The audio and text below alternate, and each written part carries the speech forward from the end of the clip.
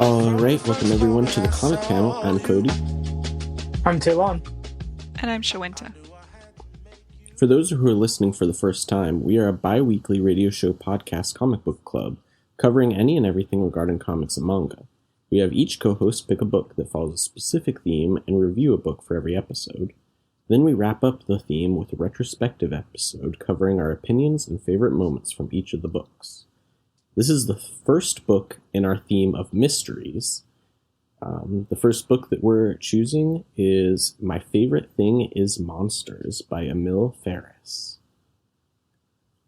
This graphic novel is set in 1960 Chicago and follows young Karen Reyes as she attempts to unravel the secrets behind the death of her German neighbor Anka.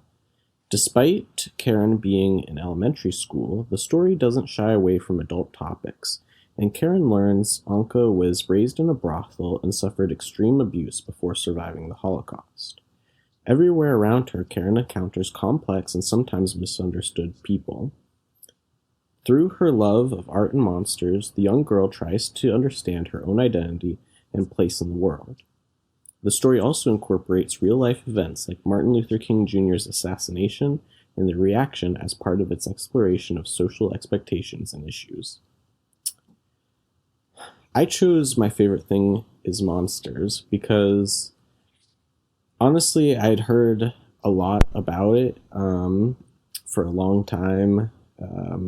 It came out initially in 2017. I think at one point for the show, we read Monstrous, which is a very different book. But I did get them slightly confused because they were both critically acclaimed and had the word monster in the title. But yeah. And so when I was doing some research about what graphic novels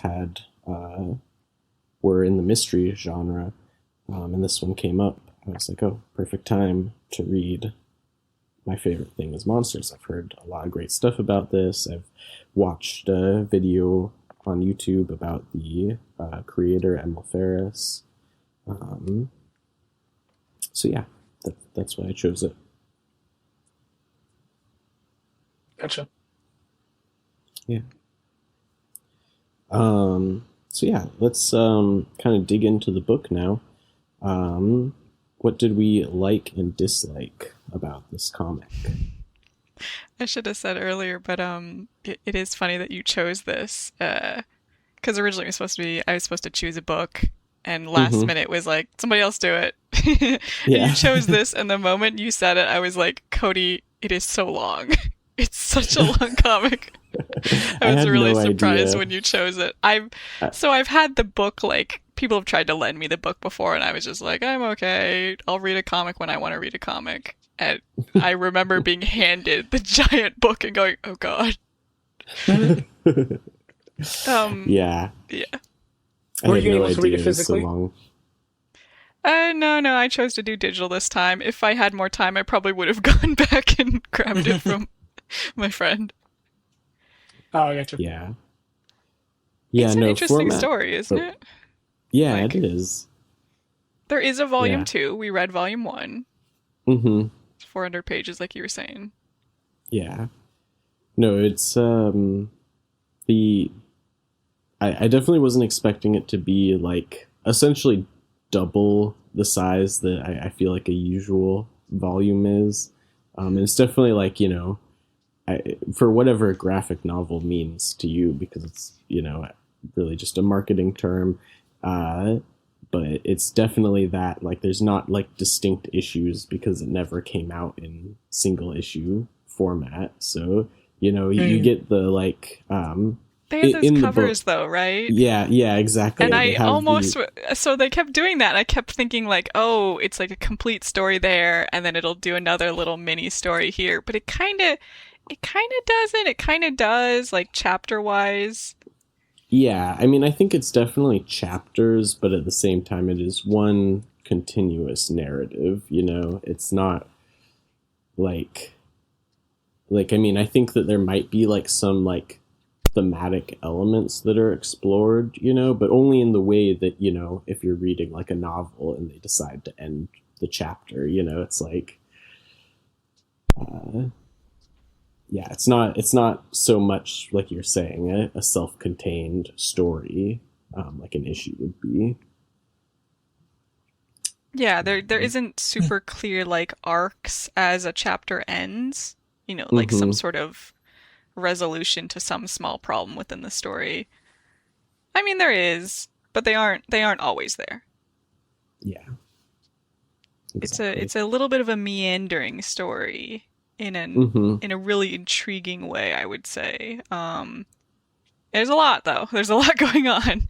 Yeah, there's so much going on. And sometimes like they would like stack things on where I was like, whoa, okay, I didn't see the, you know, that coming exactly, like as far as like I guess the external, like I think because Karen gets to be so in tune to the things that her brother and mother don't want her to know, Mhm. that when there's something that she genuinely has no idea about and then it gets dropped, it's like extra like I don't know, it just hits extra hard where you're like, whoa, I didn't know that We don't she get the had. secret or Yeah, yeah, something.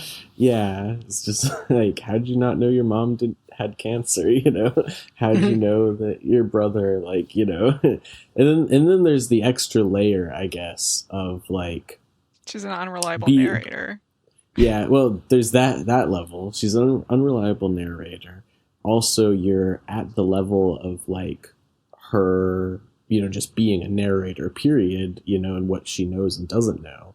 But then also you're at the level of, you know what it's like to be a child as an adult, you know, and then Oh, so her knowing, perception. yeah, so knowing that there's like other things going on sometimes that she's not perceiving, you know, and it's like, oh, okay, I see. But then that amps up the suspense a little bit too, where it's like, ah, you don't realize what's happening. Hmm. Are you what are you referring to? Do you have any specific examples? Um, I mean, I guess like I think that it's just the like because I mean she definitely comes off as like very like, you know, wise for her age Yeah, she's in a really lot of ways. perceptive. Yeah, You very. know, there's like all sorts of adult things happening around her, and at times she just goes, it's the city. If I don't Yeah. look, I don't have to deal with it. Mm-hmm.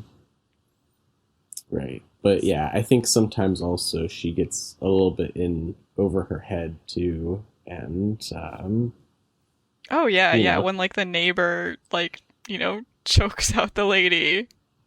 yeah. Yeah, yeah, Anka's husband is like choking that other lady who we don't know is, and she still chooses, Karen still chooses to go into the apartment with him, and she acknowledges like it's probably not a good idea, but she's like, I'm 10. Like, oh well. Yeah.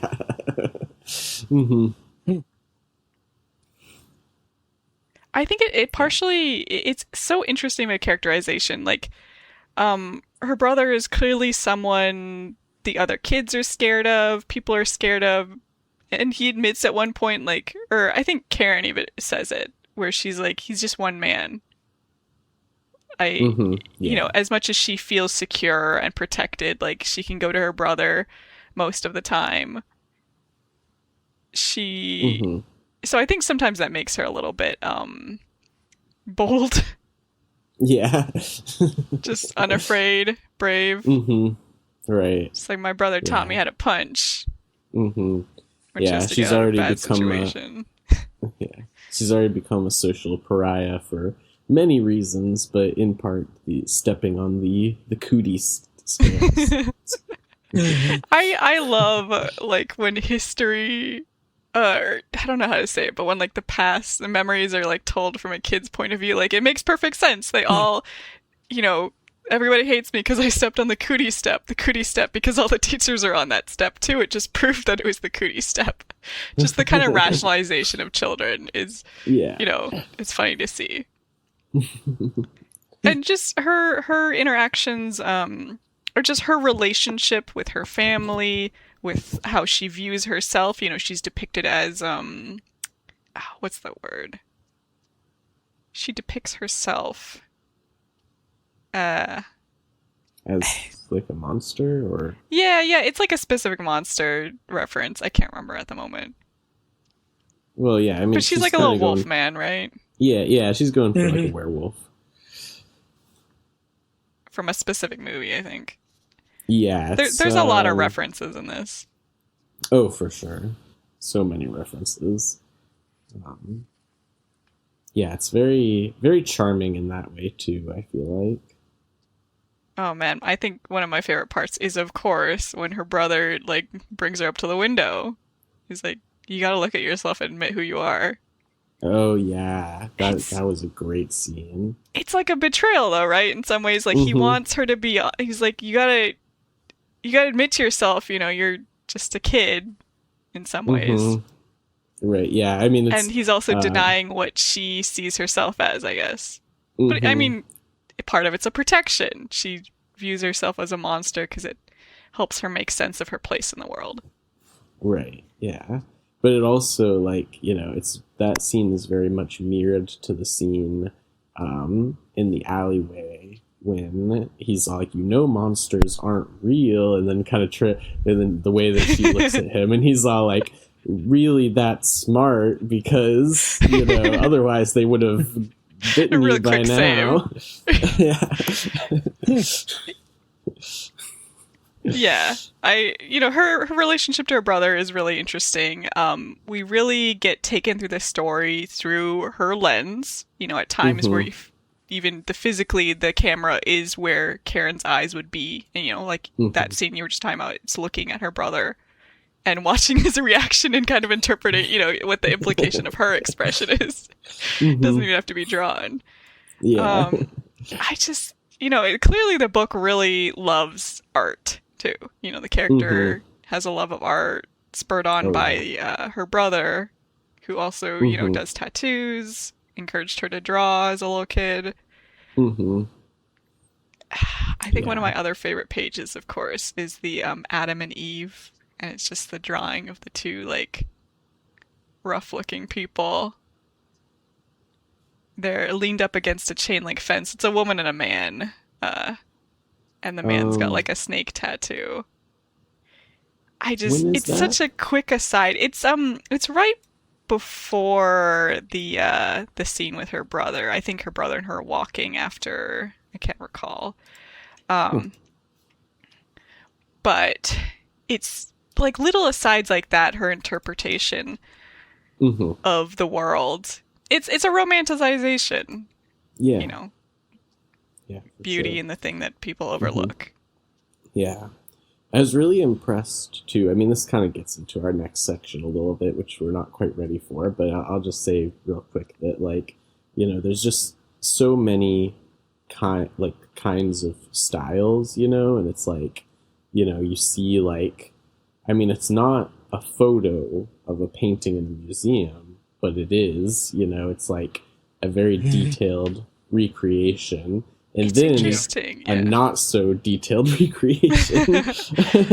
Well, that's the thing. Sometimes, like, the paintings are, like, so close. You're like, this is almost exactly what the painting looks like. And other times it's interpretation, and it's much more sketchy, and things are wobbly, and, depending on what the scene entails.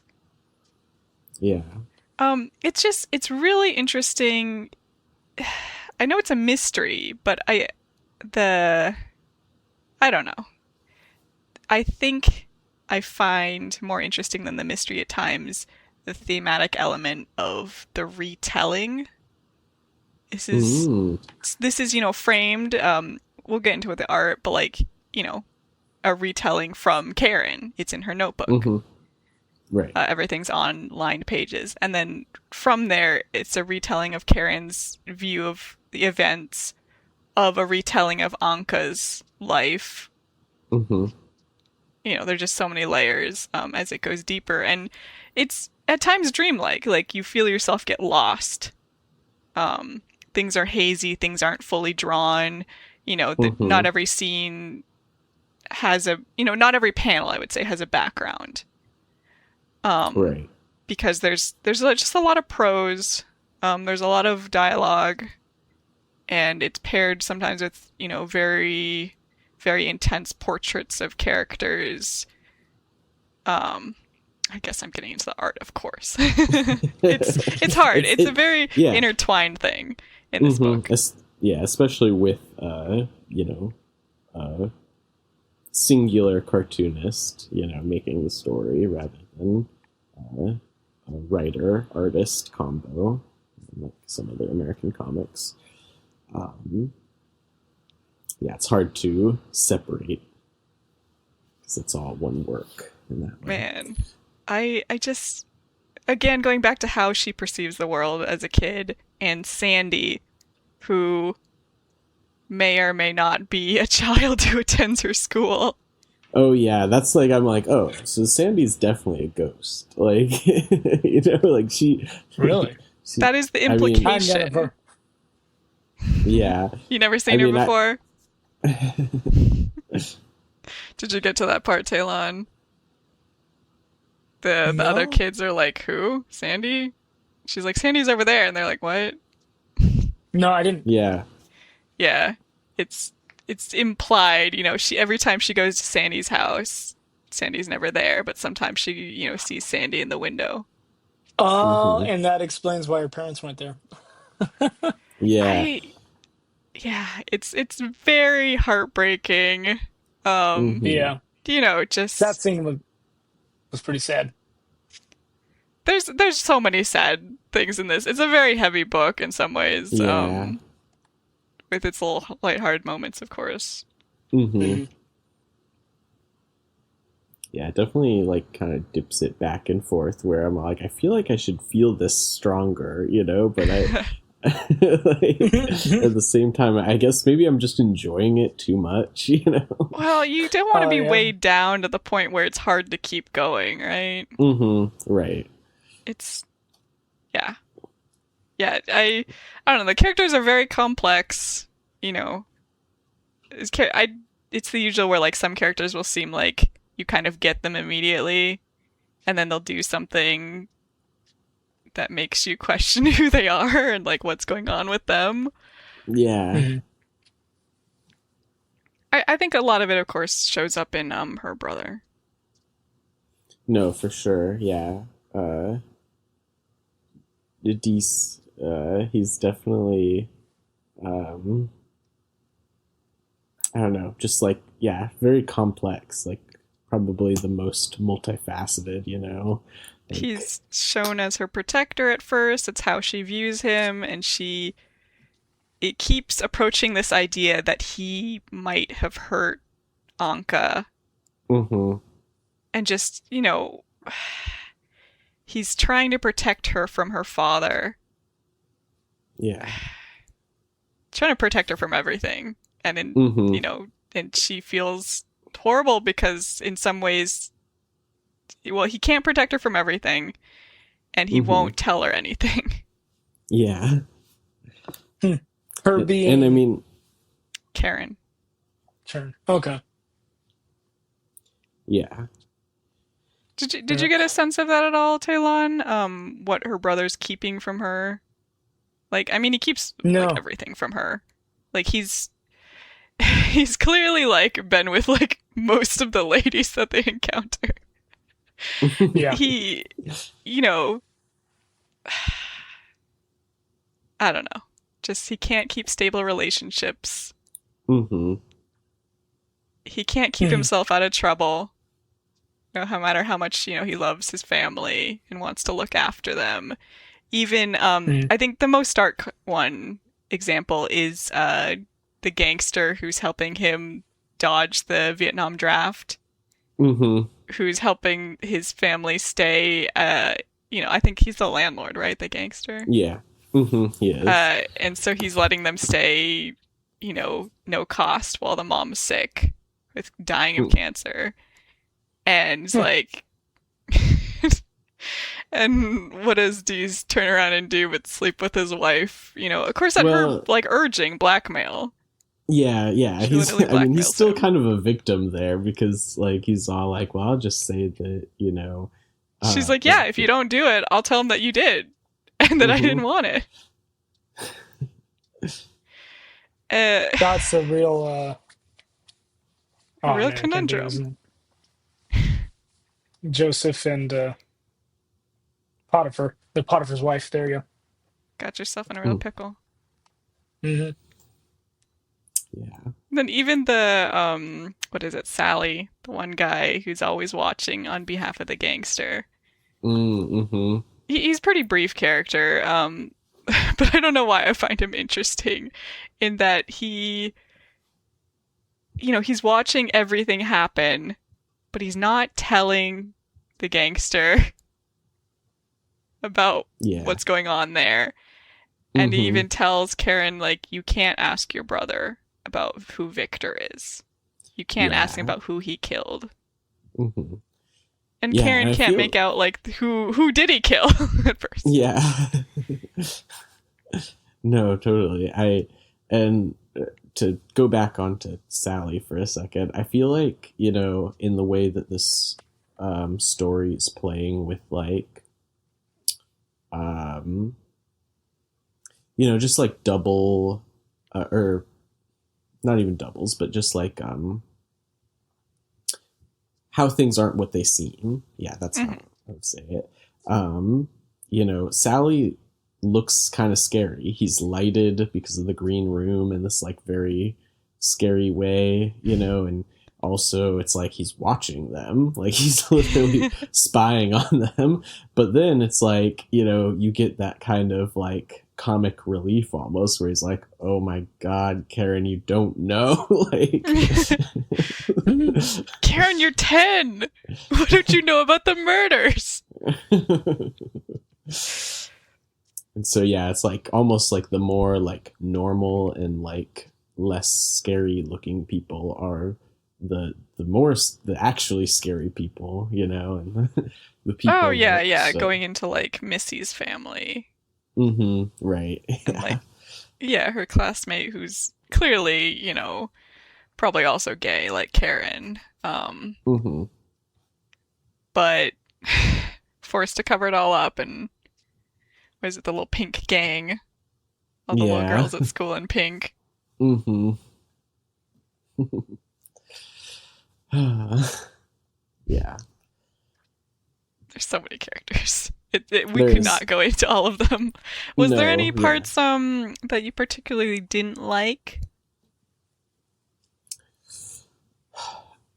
I guess so. I'll say, and maybe this also kind of dives into the art slightly, but I'll say just structurally, it did bother me sometimes that even on a 2-page spread, the pages were just off with how the notebook pages would be, because you would basically have a splash page essentially, that's supposed to follow, and you'd have to flip the page to see the next splash page. And so if the action followed, you might not read the other side of the splash page on accident because you didn't realize that it wasn't just cut off. So that was kind of just a structural thing where I was like, that's an error of the people who digitized it, huh? Yeah. I feel we run into this a lot. Mm-hmm. In general, I get what the point is of making the text horizontal, or not horizontal. Vertical. Yeah. Sometimes, and then because it's supposed to trip you up. You're supposed to turn it and then read it. Mm-hmm. It's just supposed to feel totally different from what was previously happening. But it's really hard to do that digitally. Yeah, that's fair. That's fair. I would sit there and try not to turn it and try to read it that way and just aggravate myself. We'll get into a little bit more of that when we get to the art. Yeah, that's fair. Yeah. I'm trying to think of anything else. It's, you know, I mean, you described it as like kind of meandering sometimes, but I think that like really the only thing that maybe made it feel that way in a bad way was simply the fact that I didn't give it as much time as it deserved, you know?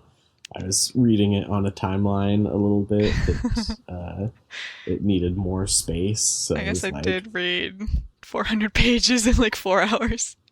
Yeah, I I took many more hours than that to read 400 pages, but still, it was. We were all rushing ourselves. Yeah, we were rushing ourselves a little bit, and I think that if you know, you took it a little bit, just chapter by chapter, like I don't know. I don't think I didn't mean meandering necessarily in a negative way. No, I didn't think you did either. Because literally the narrative is her life. And so the kid's not like going out there and finding the perfect key for that locked door, kicking in people's doors and finding the secrets. She has to in some ways stumble upon stuff. Has to be a tiny bit of, I don't know how else to say it, slice of life. Yeah. No, for sure. Very disturbing slice of life. Definitely. Yeah, and honestly, I think that builds suspense too in its own way, because you're all like, man, is she in danger, or what like, secret's going to be revealed next is a little unclear sometimes. Yeah, exactly. In a suspenseful way. Yeah. So yeah, I totally got what you meant. It's not a negative thing. But if there was anything that I disliked, it was that basically sometimes it was like, man, how far have I gotten through this book? I'm not done yet. it was very much, because we were in a time limit and we were reading it so fast and we were rushing ourselves through it. It was at times like, okay, get to the secret. I know you're not telling me this for no reason. I trust you, story, but tell me. Yeah. Chop. The last time I heard about that weird door with the face on it, like that was like way back 200 pages ago. Yeah. We haven't opened the door yet. We still haven't opened the door. After 400 pages? After 400 pages. Wow. Okay. There's another 400 pages to go in volume 2. I think 700 pages in total, so maybe it's like 350. Maybe it's 300. Yeah. Yeah. I will say that, like, I didn't mind, all the details, but what I didn't like was kind of like just my expectation going into it of like, okay, so this is going to be a story about monsters. And and it was like, yeah, sure, it's a story about monsters, but here's this, really, it's a story about this woman's life. And it was like, okay, I wasn't prepared for that. I also wasn't expecting, okay, I'll be real, whenever they're like, and this character's German, I'm like, okay, is this gonna be about the Holocaust? Yeah. And it was, surprisingly. I don't know. Sometimes I want that not to be the reason why the character's German. Yeah. But that's just my own stuff with, books and how much it's sometimes overused in other stories. Yeah, I guess what I will say about that is that I like how much, Anka's story is like comparative to a lot of the things that are going on around Karen. I mean, it's not that their stories are, beat for beat, the same at all. There's small parallels, though. Yeah. And including just the ways in which, Nazi Germany, is like increasingly, more, fascistic, and Oh yeah, and the like ramping up of it, yeah. yeah, and then like basically the lack of civil rights for so many people in the U.S. It's interesting. The story does go right. It goes into the Holocaust. It goes into the treatment of like Anka's Jewish, uh, mm-hmm, and it's so interesting how the story doesn't tell you that until it does, right? mm-hmm, The right, reveal of it being because it's to her, it's just who she is, and as she mm-hmm, says at that part, I always just thought of myself as German first. Yeah. yeah, I think yeah, the portrayal is done really well. Um, there's of course, the usual like people mistreat her once they see that she has the symbol on her, and then there's the contrast where there's people who are extra nice to her, Mm-hmm. and yeah, it's complex. mm-hmm, Even what Yeah. she's willing to do to get out of bad situations, it's just really, ugh. yeah. Yeah. Like, I mean, every time she called upon Herr Schultz, I was like, really? Nobody else? No, Yeah. literally, that's what she says, though, right? She's like, he's the only one I've ever known. Yeah. To her, at least. Yeah. Mm-hmm. Yeah. Man. That was messed up. Mm-hmm. It hurts. Mm-hmm. Yeah. But it's done in a way that didn't... I don't know. It's so many upsetting topics in that section. Mm-hmm. Mm-hmm. Yeah. Yeah. I did like how there was that moment where it was right after she escaped from the brothel and she found that old couple, and there's just this note that she said, like, as much as people think the Germans were, kind of like going along with what Hitler was doing, like, we also risked our lives to protect one another. I Yeah, there's appreciated that. more of that other part, like I was saying, where there's people who Mm. spit on her and there's people who, were extra kind to her. Mm-hmm. It's Yeah. carried over. I think it was a good setup for that part too. Yeah, like if she was like, and everybody spit on me, and then they had that happen where the first place she stumbled across helps her, it would have felt a little more weird. Mm-hmm. Yeah. Yeah. Okay, Talon. Let's just for a moment. You were saying there's not enough monsters in this. Yeah. Well, yeah, it's not a monster story. Like, Mm-hmm. I'm thinking, all right, we're gonna get some werewolves, some ghosts, some, like, whatever. You were waiting. You were just like Karen, waiting for them to show up. Did you get to Yeah. What? Yeah, it's like, you see the what is the stairway with that ghoul. Oh, at the you're end of waiting it, for and the you're like, all magical right. world to be revealed. Yeah. You really are like Karen. You're like, when is a vampire gonna bite someone? Mm-hmm. Yeah. Did you get to the part where her mom passes away? I did not. And she got to the point decides to sorry, go. I got to the point where it was revealed that she had cancer. Okay. Or, I mean, I got past that, but I did at least read that. Well, I was thinking about the part where after her mother's died and okay, so what's happening is she's imagining herself turning on all the monsters. She's stabbing them through the heart with a stake. She's, doing everything, shooting them with a silver bullet. She's turning on all the monsters. And as the one dies, it starts to look like her, the werewolf. Mm-hmm. And what is it? Sometimes when Dee's tried hard to get me to come into Mama's room to visit with her, I said no. She goes, what? The werewolf's talking to her, talking about what she went through, what Karen went through.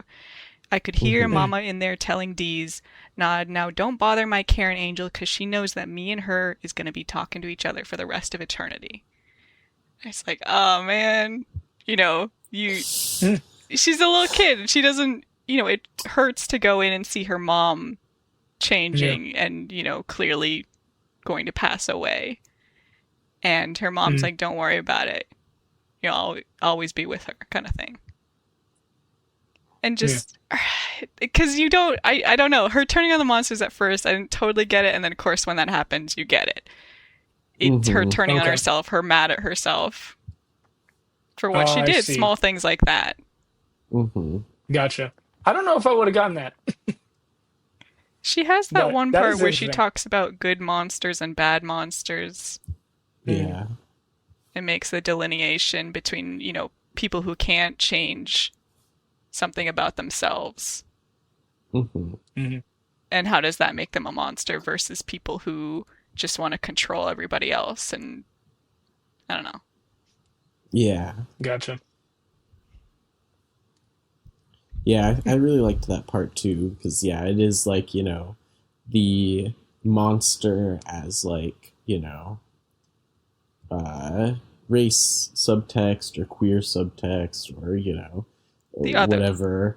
Yeah, the other, exactly. And then like versus monster as the,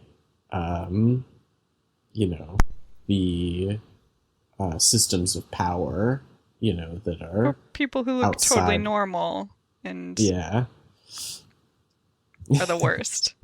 Right. Yeah, that does sound pretty moving. So that's just me saying, Talon, there's a lot of monsters in this. Yeah. They're allegorical, I see. Yeah. I mean, perhaps she's a little werewolf guy. What more do you want? Yeah. Yeah.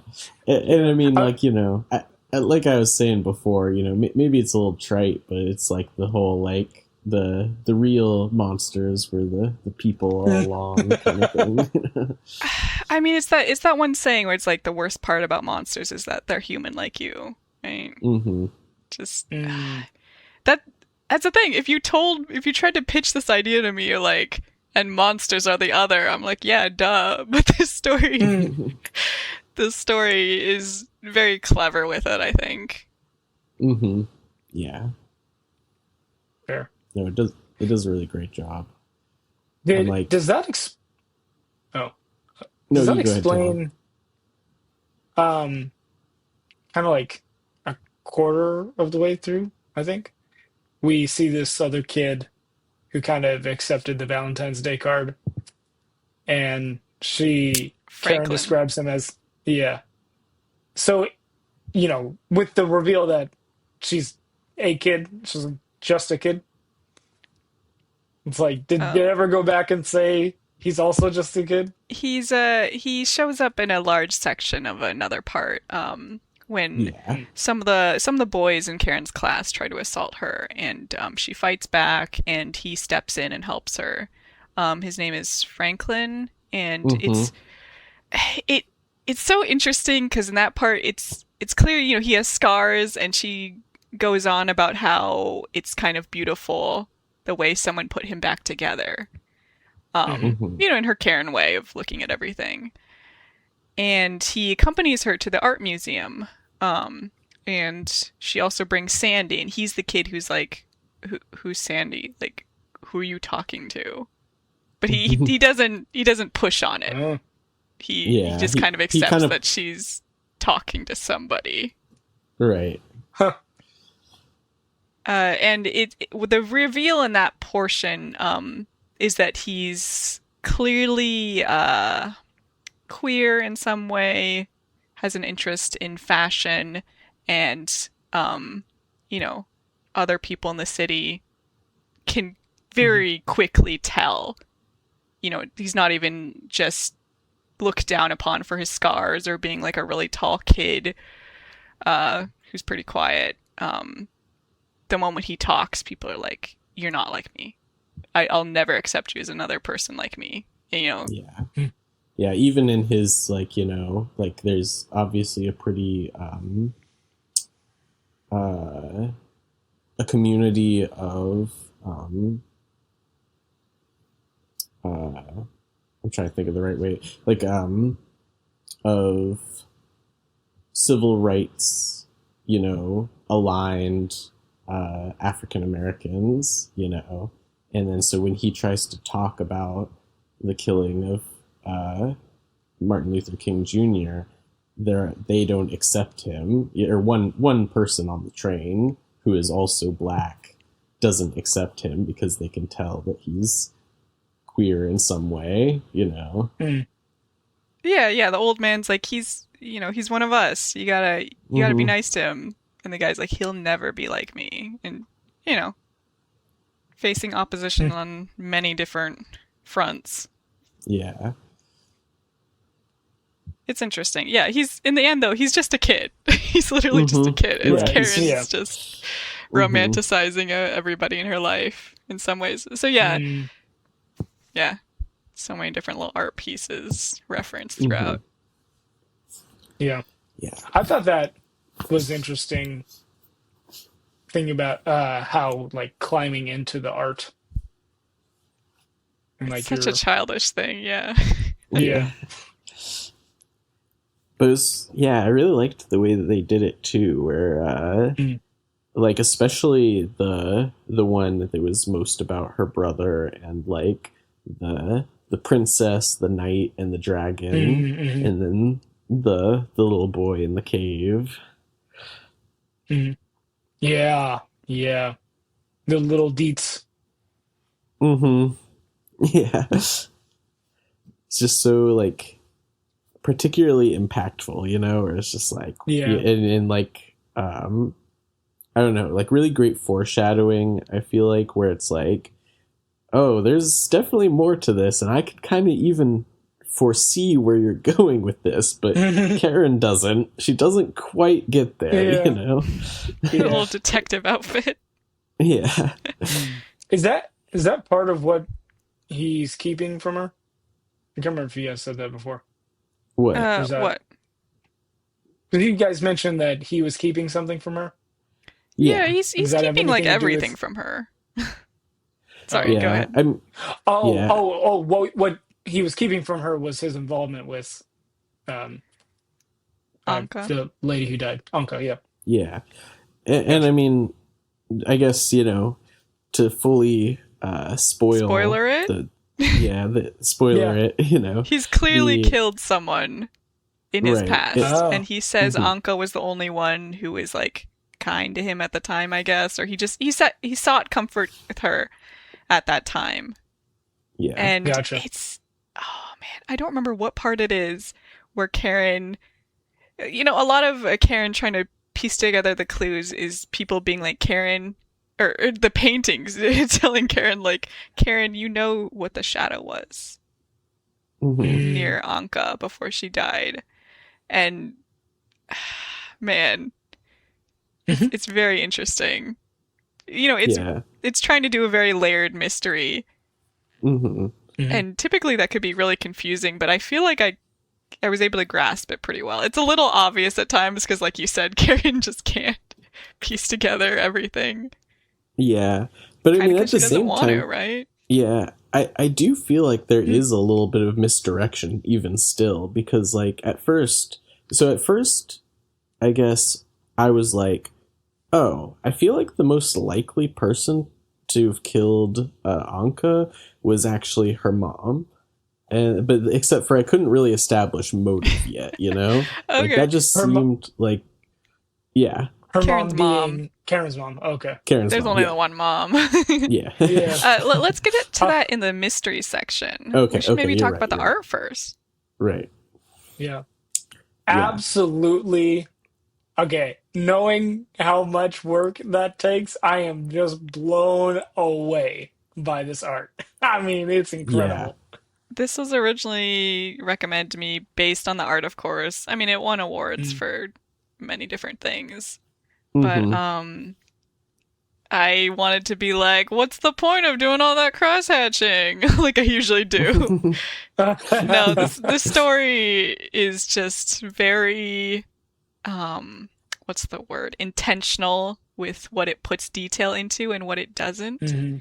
And I appreciate both aspects. Like the moments when it doesn't do a super detailed style can be very charming, even, you know, a little bit more cartoony, kind of. Hmm.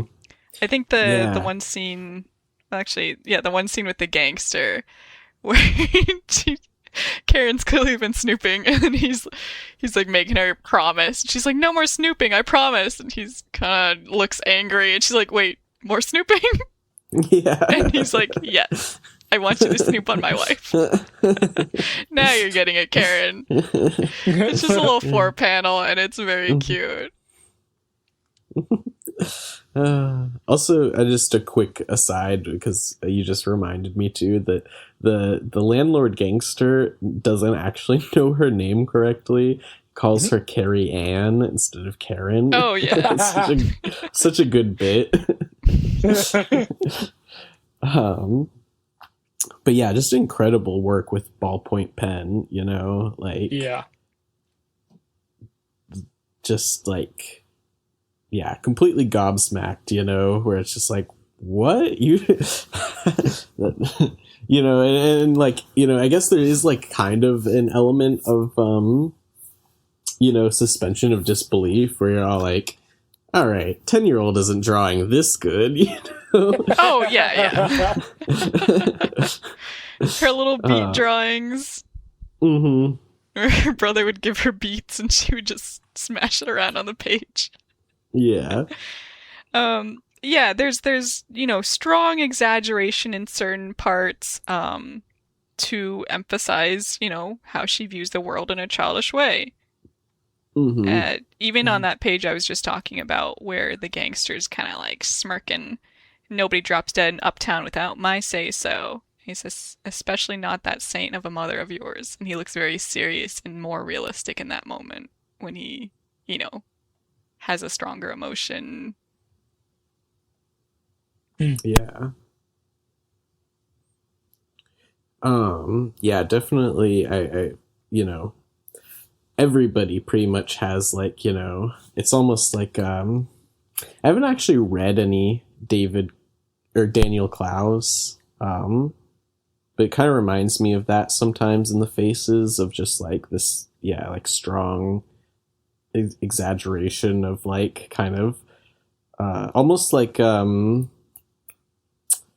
uh, caricature, you know, but serious caricature instead of funny. Hey, let me. It's a lot of like, it makes me think a lot of Crumb, of course. Oh yes, Crumb definitely. I can see a lot in this. The kind of like upsetting caricatures Mm-hmm. in some ways. Yeah, even in some of the like, yeah, in some of the more like adult elements, you know, like the way that people's bodies are drawn naked. You know, it's like, oh, that, yeah, I see a lot of Crumb in that also. Yeah. Yeah, that's a good pull, actually.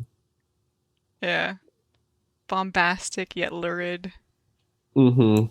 And just, yeah, I because Karen and her brother are like artists, you know, just like everything is so imbued with art and like the way that like she talks about you know how her brother taught her to imagine the sensations that come with like viewing visual art, and then how that influences her own, you know, outlook on things. And like so like, you know, people are blue when they're like, you know, sad, and you know, just the different like coloring of things.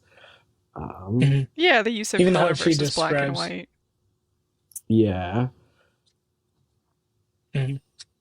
She even describes people what as they taste blue. Is that, or maybe not taste blue, but smell? I think she just says she's not. She says with Anka at the one part in the beginning, like she's not really blue. Mm-hmm. Like she admits that she's interpreting in a certain way. But also, I think what Talon is maybe remembering is the part when she goes down to breakfast and after Anka's been killed, and she says for years she couldn't taste her eggs because there was so much other, that's one of them. The presence of Anka in her life. Yeah, she says her dancing with her little cat above them during breakfast would make her taste Van Gogh's Starry Night. Yeah, which I mean, honestly, like kind of like at times I wondered how literal to take her because it almost felt like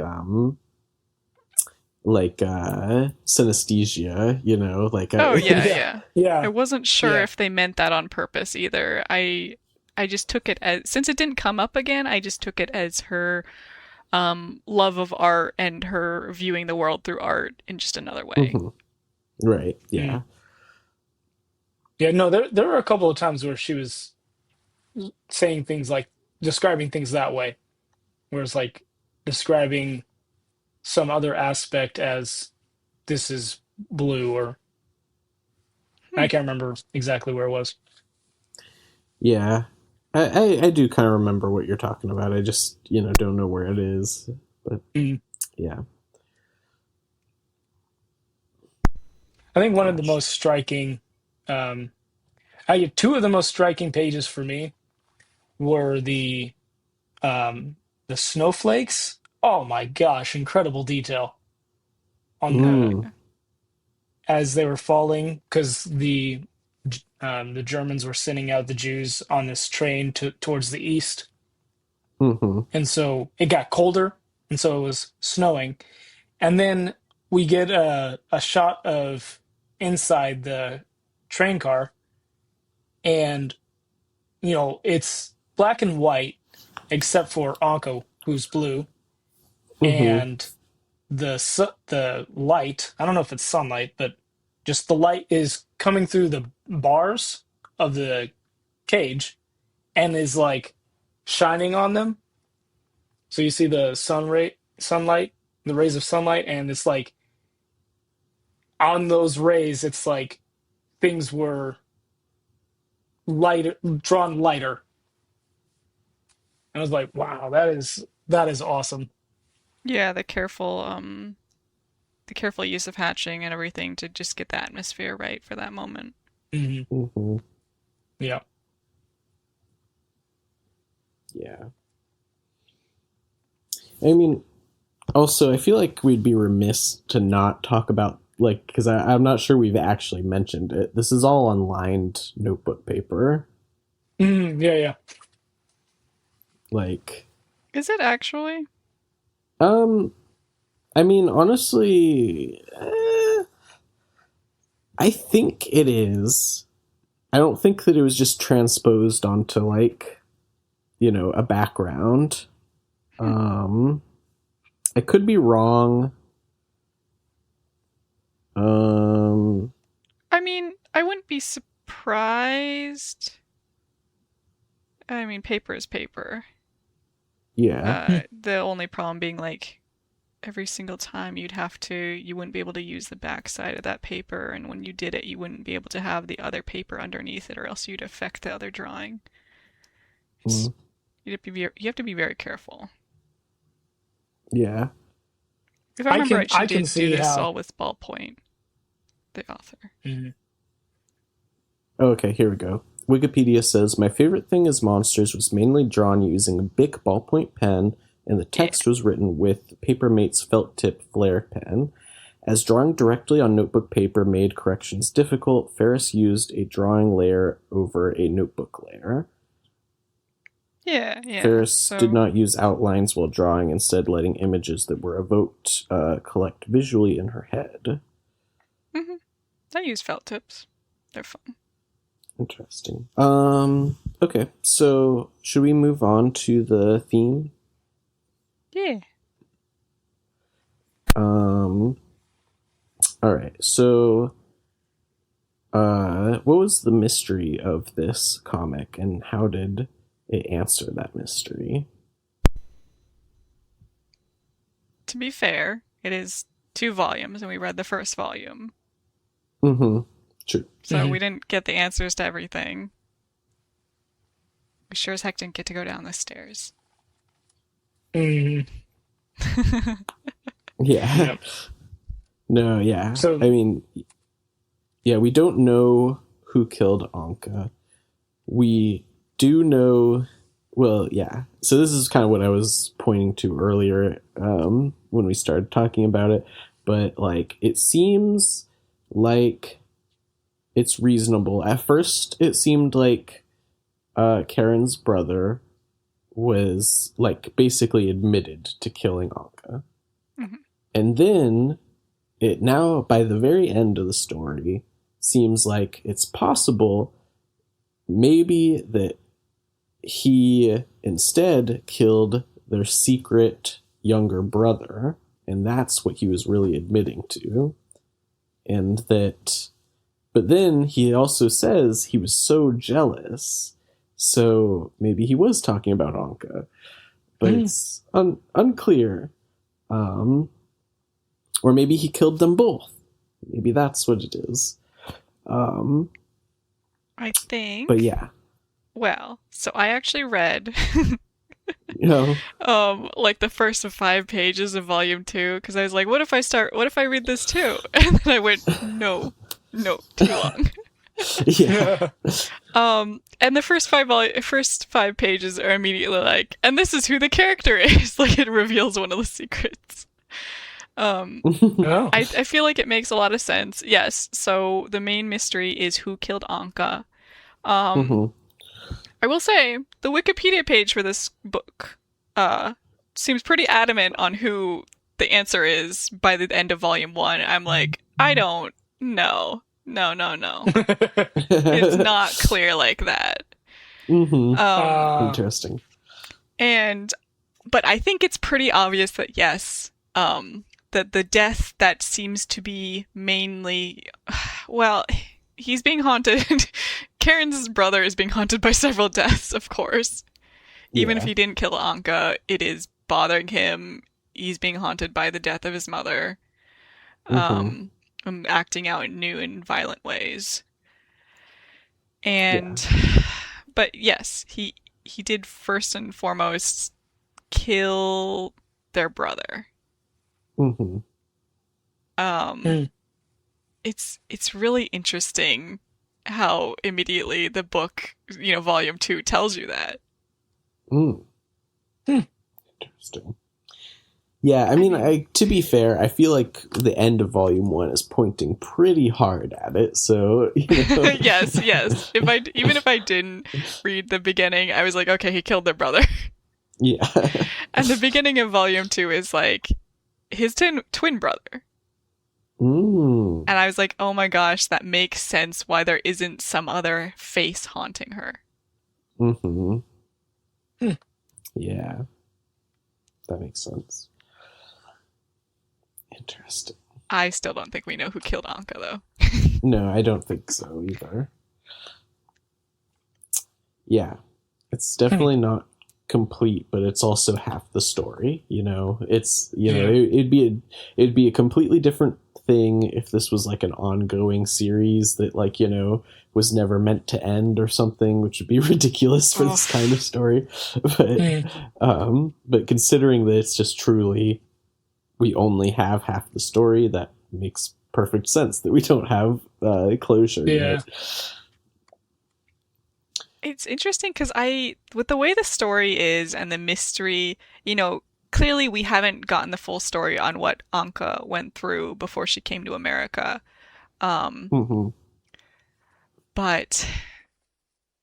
man, there's already so much they've told us. I think I knew going into this there was 2 volumes.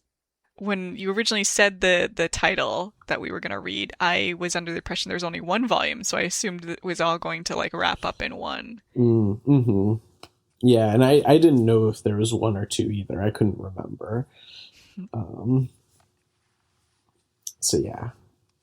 It's also funny, I forgot the theme that we were reading this for when I was reading it. I was like, I just knew that I had to try to get through these 400 pages in record time. Yeah. But it's funny when coming back to it, being like, oh yeah, it's about mysteries, and then going, oh my gosh, the first thing she does is like put on a detective hat, big coat, and just wear that for the rest of the story. Yeah. I was a little concerned at first before I started it. I was like, is this going to be enough, like, about mysteries? Like, I'm reading the description, and it's, she's trying to solve a murder, basically. So yeah, that sounds right, but maybe it's not going to be. And then it's like, oh no, we're actually going very much into the trappings of the genre. Not even like just the mystery genre. This whole story is about mysteries, right? Mm-hmm. Like the mystery of her brother, the mystery of her family, the mystery of her father, the Invisible Man. Right. Yeah.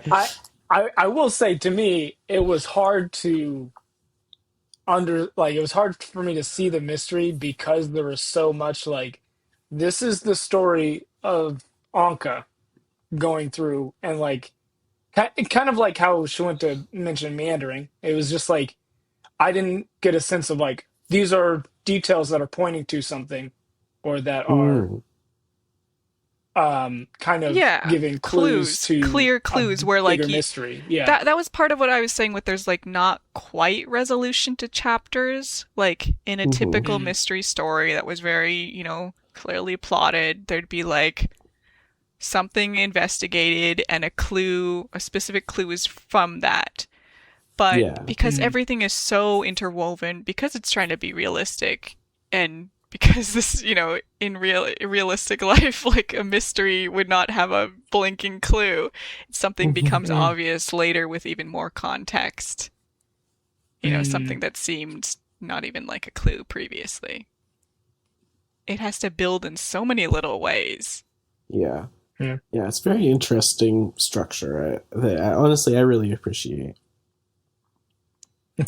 It's hard, like getting through that many pages, and when it goes back, when it cuts to Anka's story, and then the end of the tape, or there's an interruption here and there, and that's part of what it's trying to do to add to realism, immerse you in it. Yeah. So I won't say it's a negative at all. It was just something I noticed. Okay. So before our end of our episode, would you read the second volume of My Favorite Thing is Monsters? I would not. You would not? Okay. Mainly because I am not a fan of the sexual content of this comic. That's a heavy thing. That was, so that was like that was really hard to get through. I was like, yeah, that's fair. You sure? I mean, obviously, probably. I disagree with what the Wikipedia says about some of the plot, and so I must correct it. Are we gonna see Shweta submit change to Wikipedia article? It's a free platform. Recommended, for my opinion. Yeah, I think I would. I really did enjoy this book a lot. I think that I would be very interested in reading the second volume, and also I would even go as far to say I might get it physically. I'm glad that I decided to read this on a bigger screen. I've been trying to do that more often when I'm reading digital. Yeah, that's fair. But yeah, so I'm glad that I read it on a tablet screen, and but I think that I might try to pick this up physically. Yeah, it's I've read other stories that have like this dark of subject matter and like this heavy of subjects, and they treated it a lot worse. And some of my most disliked books are some of those. But I think in comparison, this story, it is really heavy. I would probably take breaks in between reading parts of it under normal circumstances. Mm-hmm. But I'm curious. I want to know the actual answer. Yeah, that's fair. Okay, that is all the time that we have. This has been our review of My Favorite Thing is Monsters, Volume 1. If you liked this episode, be sure to follow us on Twitter at Comic Panel 1 and listen to more of us wherever you listen to podcasts. Our title is The Comic Panel Podcast. You can also listen to us on ks2aradio.com or 91.5 FM in Fairbanks, Alaska. Be sure to tune in 2 weeks from now for our next comic in the theme of mysteries. I'm Cody. I'm Taylon. And I'm Shawenta. Thanks for listening, and we'll see you next time. Girl, my love is always yours.